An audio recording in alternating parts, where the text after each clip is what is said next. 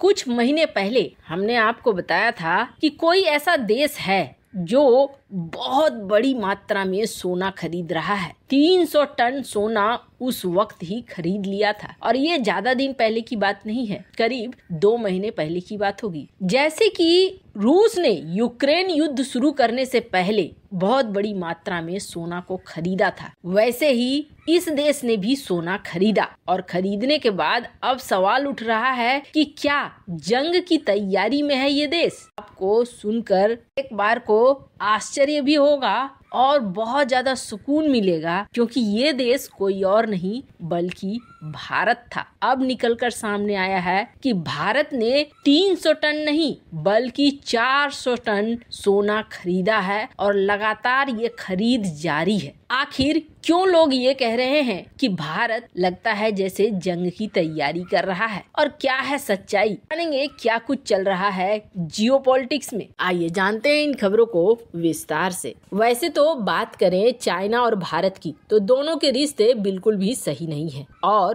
कहीं न कहीं पाकिस्तान इसमें एक आग में घी डालने का काम भी करता है। पाकिस्तान की मदद चाइना लेता है और चाइना और पाकिस्तान एक ही थाली के चट्टे बट्टे भी नजर आते हैं। अब इसका स्थिति देखिए, ये जो खबर है ये हाल की खबर आई हुई है, 24 तारीख की ये खबर है, जिसमें हथियारों के जखीरे को देखेंगे आप तो लगेगा जैसे ये तो पूरा युद्ध की तैयारी है। जम्मू कश्मीर पुलिस ने 17 लोगों को पकड़ा है, जिसमें 5 खुद पुलिस वाले हैं और एक पॉलिटिकल एक्टिविस्ट है, एक कॉन्ट्रैक्टर है, एक दुकानदार है। कुपवारा और बारामूला डिस्ट्रिक्ट से इन्हें पकड़ा गया है और इनके पास क्या क्या मिले हैं वो देखेंगे तो लगेगा जैसे कि इन्होंने तो पूरी जंग की तैयारी कर ली है। ये सारा सामान उनके पास से मिला है और इन सामानों में क्या है, 8 AK-74 rifles, 24 magazine, 560 live rifle rounds, 12 Chinese pistol, 24 magazines, 224 live pistol rounds, 14 Pakistan Chinese grenade और 81 बलून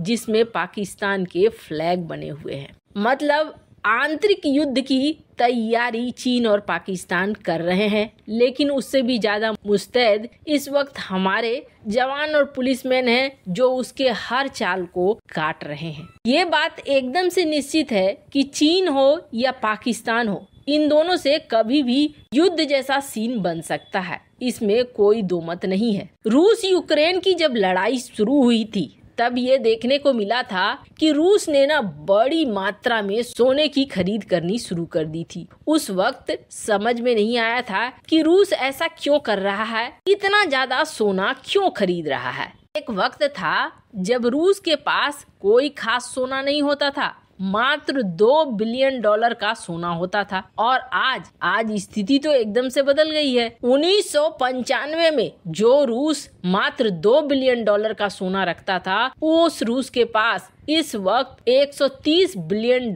का सोना है और उसका जो टोटल रिजर्व है उस रिजर्व का 20% तो सोना ही है। मतलब रूस के पास कुल कितना सोना है तो आपको बता दें, रूस के पास कुल 2298 टन का सोना है। इतना सोना और किस देश के पास है तो आपको बता दें, सबसे ज्यादा तो अमेरिका के पास है 8133 टन का। उसके बाद जर्मनी के पास है 3359 का। उसके बाद इटली 2452 टन का और फ्रांस 2436 टन का। के बाद नंबर आता है रूस का। मतलब कि दुनिया के टॉप देश हैं जिनके पास सोना ठीक ठाक है। लेकिन इस दूसरे ग्राफ को देखिए, 2018 से लेकर 2022 के दौरान में सबसे ज्यादा रूस ने खरीदा सोने को। पर यहाँ पर एक चौंकाने वाली चीज और नजर आई, रूस के बाद तुर्की ने भी खरीदा सोने को और उसके बाद ये भारत का था कि भारत भी यहाँ पर सोना खरीद रहा है, ये चीज साफ दिख रही थी। लेकिन कितना सोना खरीद रहा है ये काफी समय तक गुप्त था, काफी समय तक निकल कर बात नहीं आई थी। हाँ, ये चर्चा जरूर हो रहा था कि 300 टन सोना किसी देश ने खरीदा है और वो देश लगातार और सोना को खरीदते जा रहा है। पर अब निकल कर ये सामने आ गया है, भारत ने बहुत ज्यादा सोना खरीदा है और करीब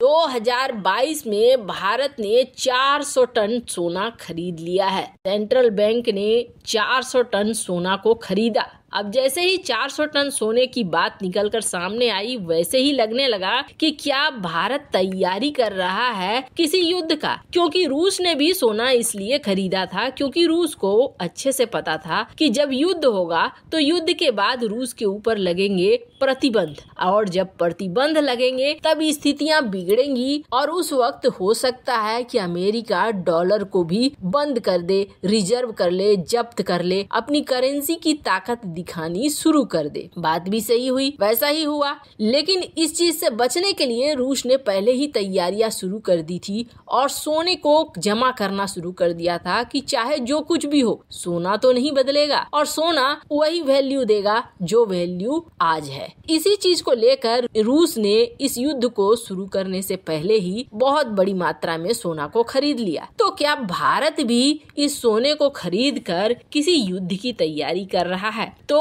अगर युद्ध हो जाती है तो ये भारत के लिए फायदेमंद है, पर ऐसा कहा नहीं जा रहा है। ऐसी स्थितियां देखकर नहीं लग रहा है कि भारत किसी युद्ध को छेड़ेगा। हाँ, भारत के ऊपर युद्ध थोपा जाएगा तो वो अलग बात है। पर हाँ, इस सारे कार्यक्रम में सोना खरीदने से भारत को 3 फायदे हैं। पहला फायदा क्या है? पहला फायदा ये है कि दुनिया देख चुकी है किस तरीके से अमेरिका फॉरेन रिजर्व पर कब्जा कर लेता है। फॉरेन रिजर्व के एक बड़ी मात्रा को सोने में रखने का मतलब ये हुआ कि हम आत्मनिर्भर हैं, किसी की दादागिरी नहीं चलेगी कि हमारे ही पैसे को कब्जे पे कर लिया। वहीं एक दूसरी बड़ी चीज ये है, सोने पर तो प्रतिबंध लगाया नहीं जा सकता है, तो वहीं 2023 का जो साल है ना, ये कुछ भी पता नहीं है क्या होने वाला है, कितनी मंदी आएगी, किस तरीके का होगा स्थिति। एक समय आया था 2008 में जब अमेरिका धराशायी होने लगा था, डॉलर पर प्रश्न उठने लगे थे,